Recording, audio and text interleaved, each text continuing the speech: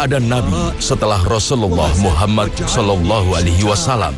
Sebuah kalimat tegas dari Rasulullah Sallallahu Alaihi Wasallam yang menyatakan bahwa beliau adalah utusan Allah yang terakhir yang bertugas menyampaikan risalah kebenaran. Namun, belum lagi Rasulullah Sallallahu Alaihi Wasallam meninggalkan dunia, segelintir orang mengaku dirinya nabi. Al-Aswad Al-Ansi tercatat sebagai orang pertama yang mengaku sebagai nabi setelah Rasulullah Muhammad Sallallahu Alaihi Wasallam. Maka menjelang akhir kehidupan Rasulullah Sallallahu Alaihi Wasallam, fenomena gerakan murtad mulai mewabah di masyarakat Jazirah Arab. Nabi-nabi palsu mulai bermunculan, syariat Islam mulai ditinggalkan. Maka tak heran banyak masyarakat Arab yang belum lama memeluk Islam selanjutnya kembali pada kesesatan. Sejarah menyebutkan Islam mulai berkembang besar di tahun 10 Hijriah di peristiwa Amul Wufud. Pada peristiwa Amul Wufud, masyarakat Jazirah Arab dari berbagai daerah datang menemui Rasulullah Sallallahu Alaihi Wasallam untuk menyatakan keimanan mereka. Peristiwa ini menjadi pembuktian bahwa Islam benar-benar tersebar di seluruh Jazirah Arab. Keberhasilan Muhammad Sallallahu Alaihi Wasallam, sang Rasul pembawa kebenaran, mengundang iri bagi segelintir orang yang tidak memiliki ilmu dan iman. Mereka beranggapan jabatan kenabian akan berpeluang mendatangkan kekuasaan. Hingga timbul di benak mereka untuk mengaku sebagai nabi. Inilah yang dicatat sejarah sebagai salah satu penyebab timbulnya gerakan murtad. Kalau kita melihat mengapa masyarakat saat itu murtad, ada banyak hal. Yang pertama adalah yang murtad adalah masyarakat yang masuk Islamnya baru. Jadi mereka adalah orang-orang yang baru masuk Islam, yang resikonya adalah ilmu mereka belum cukup.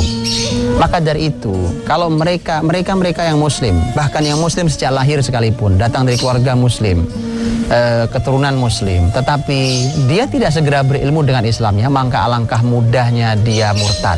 Yang kedua juga penyebabnya adalah masalah keimanan. Resiko dari ilmu yang kurang, iman, keyakinan jadi ragu. Kadang dia yakin, kadang dia ragu, keyakinan yang tidak mantap karena ilmu yang tidak cukup. Inilah bedanya Islam dengan yang lain. Islam semakin dipelajari, semakin yakin. Sehingga ketika mereka tidak mau mempelajari Islam, maka risikonya adalah mereka akan memiliki keraguan. Kalau sudah ragu, maka akan digoyang dengan banyak hal, pasti dia mudah sekali murtadnya. Kemudian juga ada yang penyebabnya adalah ambisi kekuasaan. Ini biasanya para tokoh. Jadi mereka yang sebenarnya punya ambisi kekuasaan, seperti yang kita lihat, umpamanya ada nabi palsu perempuan yang bernama Sajah, yang dari Irak. Kemudian yang dari Yamamah, dari wilayah Yamamah itu adalah Musailamah.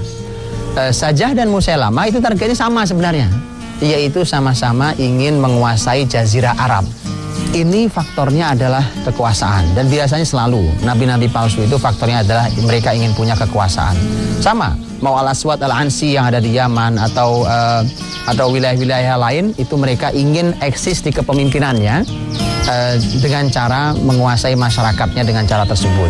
Dan inilah celakanya ketika pemimpinnya adalah orang yang ambisi kekuasaan, kemudian dengan cara kotor dia mendapatkannya, dia adalah orang yang berpemikiran sesat, kemudian masyarakatnya ilmu dan imannya kurang.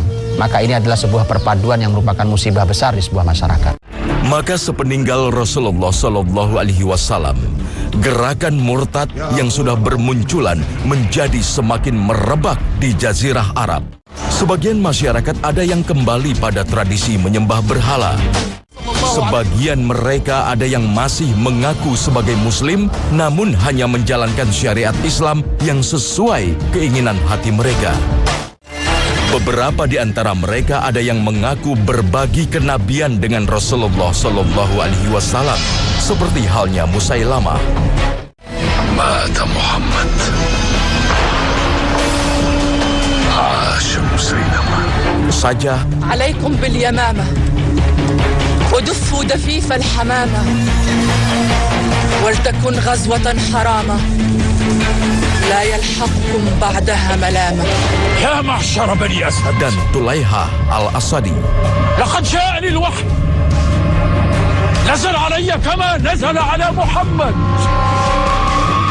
أنا طليحة بن خويلد نبي الحجاز. Fenomena ini terjadi di hampir seluruh wilayah Arab kecuali Madinah, Mekah, dan Taif. Masyarakat manapun yang ilmunya dalam, yang imannya kokoh, hasil dari ilmu yang dalam, maka wilayah itu adalah wilayah yang tidak akan tersentuh oleh pemurtadan. Dan ini terlihat di kota Madinah. Bahwa itu adalah tempat berkumpulnya Nabi dan para sahabat dulu. Ini adalah tempat di mana Rasulullah Shallallahu Alaihi Wasallam mendidik para sahabatnya. Dengan demikian, ilmu dan iman adalah merupakan benteng yang paling kokoh untuk membentengi dari gerakan pemurtadan. Kemudian juga, ketika seseorang memiliki keikhlasan dan keyakinan seketika masuk Islam, dia masuk Islam sehingga ketika dia masuk Islam sudah tidak goyah lagi. Dia sudah yakin sehingga Mekah, Taif yang belakangan masuk Islam tetapi mereka memiliki kekuatan iman sehingga mereka tidak murtad. Maka bagi siapapun yang mau masuk Islam, yang mendapatkan hidayah Allah, maka miliki keyakinan. Dengan keyakinan yang kokoh baru kemudian masuk Islam. Mereka yang dipaksa atau apalagi mereka yang hanya punya ambisi, mungkin ambisi harta, mungkin ambisi pasangannya, mungkin ambisi kekuasaannya, yang seperti itu adalah merupakan sebuah tujuan yang akan sangat lemah sehingga hidayah mudah sekali goyah dan seketika datang angin pemurtadan maka dia ikut terbawa oleh angin pemurtadan. Beberapa suku di wilayah Arab secara terang-terangan berkata pada para sahabat bahwa mereka tak mau lagi membayar zakat. Bahkan Nabi palsu Musailamah al-Kazab tak segan-segan mendatangi Khalifah untuk meminta restu atas kenabiannya. Ya ma'syar al-muslimin, لقد وزع خليفة رسول الله صلى الله عليه وسلم أمراء الجند على البلدان والقبائل لمحاربة المرتدين وهذا كتابه. Maka tak ada pilihan bagi Khalifah Abu Bakar As-Siddiq. Agenda utama sang Khalifah sebagai pemimpin umat muslim adalah mengembalikan kemurnian akidah Islam yang kondisinya saat itu sangat terancam. Khalid bin Walid ila Tulaihat al-Kadzab bil-Hijaz. Ikrimah bin Amr ila Musailamah al-Kadzab fil Yamamah. Ketika terjadi sebuah gerakan besar-besaran pemurtadan, maka itu akan membuat sangat tidak nyaman mereka yang beragama. Seharusnya sangat diperhatikan mereka masyarakat yang beragama di negeri itu, terutama masyarakat yang beragama mayoritas seperti negeri ini. Ketika negerinya adalah muslimin, kemudian muslimin sangat siap berdampingan dengan agama manapun. Tetapi kalau diganggu akidahnya, kalau terganggu keyakinan mereka oleh mereka-mereka yang mengatasnamakan Islam umpamanya, maka itu akan mengusik kenyamanan mereka. Ketika kenyamanan terusik, maka akan menjadi sebuah masalah besar dalam kehidupan masyarakat. Untuk itulah maka Abu Bakar memiliki perhatian yang sangat besar, bahwa perhatian terhadap agama masyarakat nomor satu sebelum yang lainnya.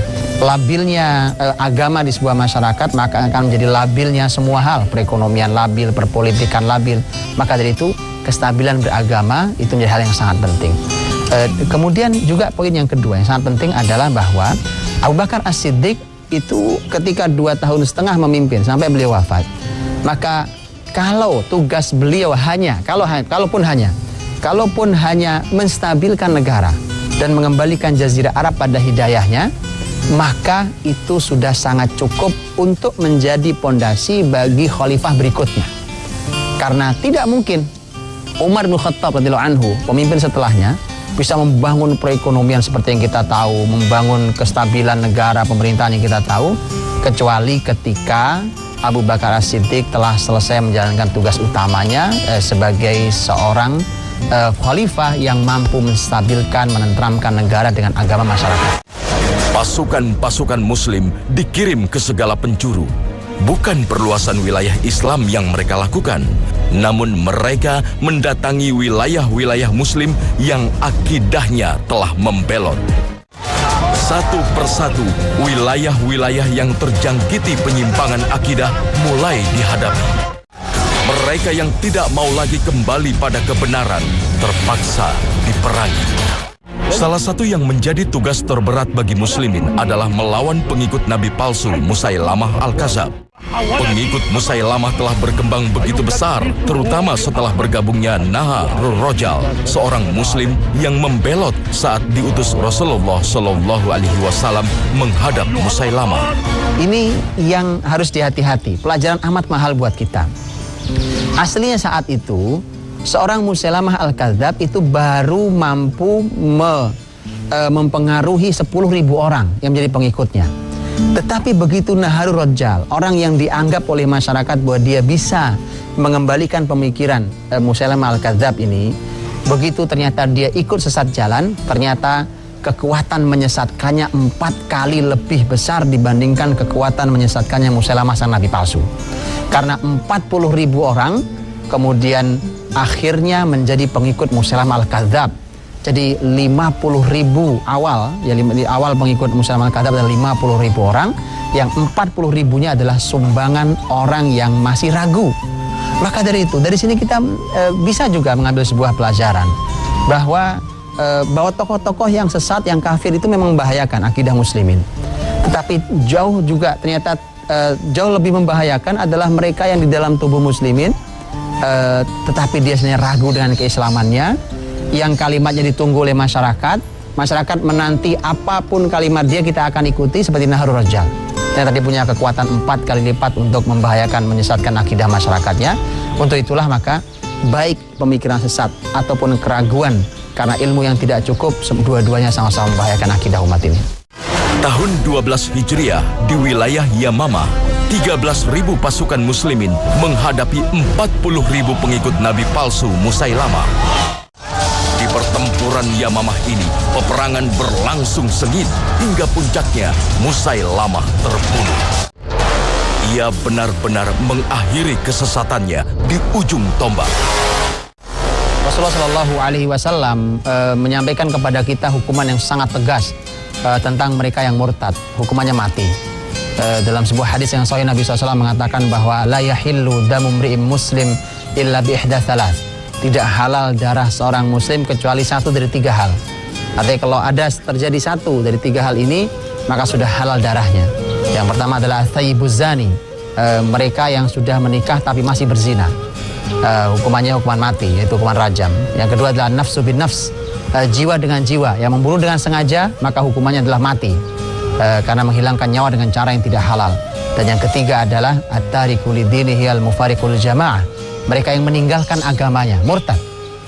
Artinya bahwa ini adalah sebuah kesalahan besar, dan inilah pelajarannya. Islam tidak mau bermain-main dalam urusan agama. Islam tidak pernah memaksa orang mengacungi pedang orang masuk Islam, tidak ada. Islam mengatakan, Quran bahkan mengatakan la ikraha fid din, bahwa tidak ada pemaksaan dalam masalah agama. Tidak ada orang dipaksa untuk masuk Islam dengan dibawa acungan pedang. Yang ada adalah orang masuk Islam dengan ilmu, dengan keyakinannya, maka dia mendapatkan hidayah Allah Subhanahu wa taala masuk Islam. Tapi kalau dia sudah masuk Islam, tidak ada juga bermain-main. Tidak lagi kemudian dia bermain-main di dalam Islam tapi tidak menjalankan syariatnya, atau kemudian dari Islam dia keluar lagi, masuk lagi, keluar lagi. Ini bukan permainan. Karena ternyata siapapun yang mempermainkan agama, efeknya sangat buruk bagi kehidupan di dunia ini, di masyarakatnya, di negaranya, apalagi nanti di akhirat. Maka dari itu tidak boleh ada permainan di dalam urusan agama ini. Mereka yang mau masuk Islam silakan masuk Islam, tapi mereka yang sudah masuk Islam, mereka harus sangat taat pada Islamnya. Mereka harus menjalankan syariat Islam sesuai yang diperintahkan oleh Allah dan Rasulnya. Disitulah maka mereka yang keluar dari agama Islam, yang murtad, maka Nabi mengatakan bahwa hukumannya adalah halal darahnya. Tapi tentu sekali lagi bahwa urusan hukuman al-hudud, apalagi sampai hukuman menghilangkan nyawa, halal darah, itu bukan masyarakat yang boleh menghukumnya, tetapi adalah kekuatan negara melalui pengadilan resmi yang mengeluarkan fatwa.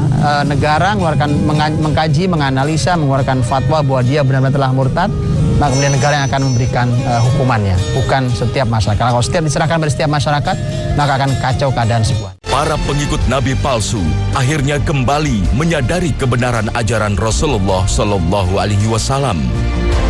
Mereka yang pernah tersesat karena kurangnya ilmu dan iman mulai kembali ke pangkuan Islam. Namun pekerjaan rumah kaum muslimin tak cukup sampai di sini. Kemunculan nabi palsu serta pengkhianatan akidah tetap menjadi ancaman di setiap waktu. Maka tak ada jalan lain, adalah kewajiban bagi setiap muslimin untuk menanamkan nilai-nilai Islam pada lingkungan terdekatnya, agar keyakinan dan kecintaan Islam benar-benar tumbuh di setiap pribadi muslim. Bismillahirrahmanirrahim. Qul a'udzu birabbin nas. Malikin nas, ilahin nas, syarril waswasil khannas, alladzi yuwaswisu fi sudurin nas. Minal jinnati wan nas.